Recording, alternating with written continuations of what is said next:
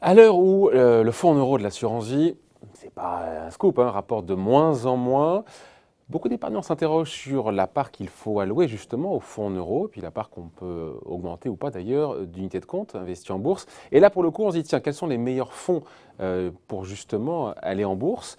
Il y a un fonds qui fait beaucoup parler de lui depuis très longtemps, 485% de performance en seulement 8 ans. Voilà, est-ce qu'il n'est pas trop tard ou pas, encore une fois, pour en mettre dans son portefeuille? Réponse avec Frédéric Lanzini. Bonjour Frédéric. Bonjour David. Bon, journaliste à Patrimoine 24. C'est vrai que quand on s'est parlé hier, parce qu'on raconte un peu les à côté, mais on se parle la veille, on se dit tiens, de quoi est-ce qu'on va parler? Il y a plein de sujets et on s'est dit, il y a un sujet froid, parce qu'il n'y a pas une actu chaude comme ça autour d'H2O. L'an dernier, il y a eu effectivement un petit pet sur le... on va en parler sur ce fonds-là, encore qui s'en sort très bien, 32% de hausse apparemment sur 2019. Mais on s'est dit, tiens, c'est vrai que quand on recherche, à l'ère encore une fois des taux bas, l'assurance en euros rapporte de moins en moins, la part en unité de compte, qu'est-ce qu'on met dedans? Ce fonds, c'est un fonds star, il faut dire ça. C'est un fonds star, c'est une histoire incroyable. Stratosphérique. H2O, qu'est-ce que c'est? C'est une boîte française. C'est une boîte française, c'est dans la galaxie... Qui est à Londres. Qui est à Londres, mais qui est dans la galaxie Natixis. C'est une boîte qui est gérée, qui a été fondée par une star de la gestion obligataire qui s'appelle Bruno Kras. Bruno Kras, c'est un visionnaire.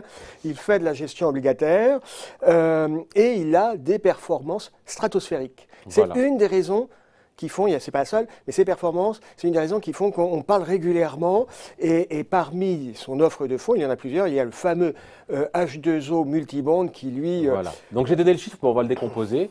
En 8 ans, 485%. Alors ça a été sport, il y a beaucoup de volatilité et tout, mais globalement, sur 8 ans, c'est imbattable. Qu'est-ce qui a fait mieux? Pas grand-chose. Il n'y a rien qui a fait mieux. L'année dernière, en 2019, alors que ça a un petit peu chahuté, ça avait plus de 32%. En 2018, ça a fait plus de 32%. En 2017, ça a fait 14%. Sur 8 ans, vous l'avez dit, 485%. Alors, attention, il y a de la volatilité. C'est-à-dire que ce n'est pas linéaire. Vous avez des trimestres où vous faites plus 20% et puis des trimestres où vous faites moins 15%. C'est ça la volatilité. Sur un trimestre, mais sur une année calendaire, il y a eu des années dans le rouge ou aucune? Non, sur les 8 dernières années, je crois que c'est en 2012 ou en 2013, la plus faible performance. Un petit 10%. Ouais, c'était 10% ou quelque chose comme ça.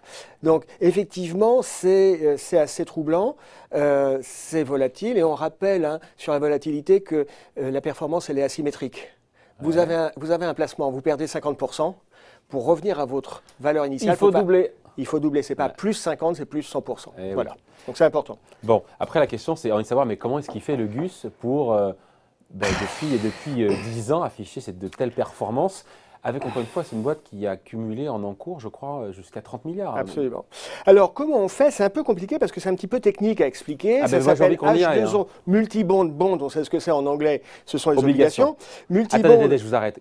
Avec de l'obligation, le mec, il sort du 485%. Alors, justement, c'est là la subtilité. Si vous regardez des sites spécialisés comme Cantalis, et puis l'AMF aussi, classe ce fonds dans l'univers des obligations internationales.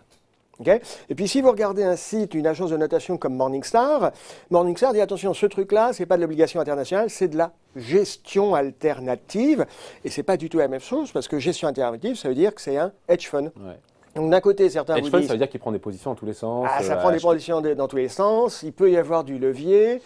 On se couvre. Et c'est vrai que un vous dit c'est de la gestion obligataire et l'autre vous dit non, c'est de la gestion alternative. C'est pas du tout la même chose. Ça ne veut pas dire que c'est pas très catholique ou c'est pas cachère. Ça veut dire juste que c'est... Ça veut dire que c'est quand même très complexe à regarder. On va descendre un petit peu. Quand je vais sur le site Boursorama, je regarde les 10 premières lignes. Je regarde les 10 premières lignes. Et qu'est-ce que ça affiche? Ça affiche des obligations d'État italiennes, des obligations d'État mexicaines, des obligations françaises, grecques, l'État italien, ça rapporte du 1,50 le 10 ans. Jusque-là, tout ça, c'est classique. Je vais sur le site Morningstar et je regarde la structure du portefeuille. On me dit, voilà, il y a 88% du fonds en obligations, c'est pas mal. Et puis on me dit, il y a 580% du fonds en liquidité. Et là, je dis, 500 combien? 580% du fonds en liquidité. Ça veut dire quoi, et là, 580% du fonds en liquidité? Je vais vous l'expliquer. Là, on me dit, il y a des positions longues, il y a des positions short. Et là, je me dis, oh là là, mais c'est quoi cet animal? Qu'est-ce que c'est? Alors du coup... c'est un hedge fund, quoi. C'est un hedge fund. On veut aller un petit peu plus loin. C'est simple. On prend le rapport annuel. Donc le dernier rapport annuel disponible sur ce fonds H2O Multibond, c'est celui de 2018. Je regarde Fin 2018, il y avait 3,4 milliards d'encours. Et sur ce fonds H2O multibond. Et puis, il y avait énormément d'expos via des dérivés, surtout d'expositions, via des dérivés, surtout sur les devises, pour une valeur, une contre-valeur économique de 17 milliards. Donc il y a un énorme effet de levier. Donc en fait, ça s'appelle H2O multibond, mais derrière, la stratégie, il y a tout. C'est d'investir sur les changes, sur les évolutions de parité de change avec du levier. Voilà. Mais c'est super agressif. C'est rock'n'roll, ça peut être très rock'n'roll. Et donc c'est hyper intéressant quand vous descendez, quand vous allez dans le compte de résultats, vous avez le bilan et puis tout ce qu'on appelle le hors bilan. Et là, vous avez des lignes et des lignes et des lignes. Oui, de quoi de dérivés sur l'échange, sur les devises. Mais c'est problématique. Alors, ça veut dire qu'il ne faut pas se tromper. On sait que mais ça marche sur 8 ans, le mec, il a fait ses preuves. Alors, oui, ça marche sur 8 ans, mais c'est entre guillemets un petit peu une boîte noire. C'est-à-dire que moi, j'ai un immense respect, mais comme l'ensemble de la profession pour Bruno Kras, qui est vraiment un garçon de grand talent. Mais grosso modo, on se dit, est-ce que si Bruno Kras disparaît, est-ce que son équipe a le même talent pour continuer à gérer le fonds? C'est objectivement quelque chose, en même temps, de très technique, de très complexe. Et donc, complexe et technique, une fois qu'on a dit, voilà, il faut comprendre de quoi on parle, mais des positions... En tous les cas, ce n'est pas de la gestion. C'est pas de la gestion à la papa, du style, j'achète mon titre à 10 €, j'attends qu'il soit à 15 pour le revendre. Mais il ne ferait pas 485% sur 8 ans. Mais il ne ferait pas 485% sur 8 ans. Donc, c'est un petit peu le prix. Il y a un moment quand moi, le côté boîte noire, j'aime pas trop. Enfin, quand on parle de boîte noire, effectivement, et pourtant, les résultats sur quasiment 10 ans sont là. Il y a une ambivalence. En même temps, c'est une boîte noire, on n'aime pas trop, mais les performances sont là. Et puis en même temps, c'est une boîte noire, on ne comprend pas toujours comment ça fonctionne. Et l'année dernière, en 2019, au mois de juin, il y a eu un petit pet. C'est-à-dire qu'on s'est aperçu que H2O, dans certains de ses fonds, avait des actifs non liquides. Et c'est quand même problématique d'avoir... Mais même si c'est un petit peu, c'est problématique. Quand vous avez un fonds qui a valorisation quotidienne, où vous avez des investisseurs qui peuvent rentrer, sortir à tout moment, c'est problématique d'avoir des actifs non liquides. Alors, ça dépend quelle part. Non, c'est problématique quand il y en a trop, pas quand il y en a.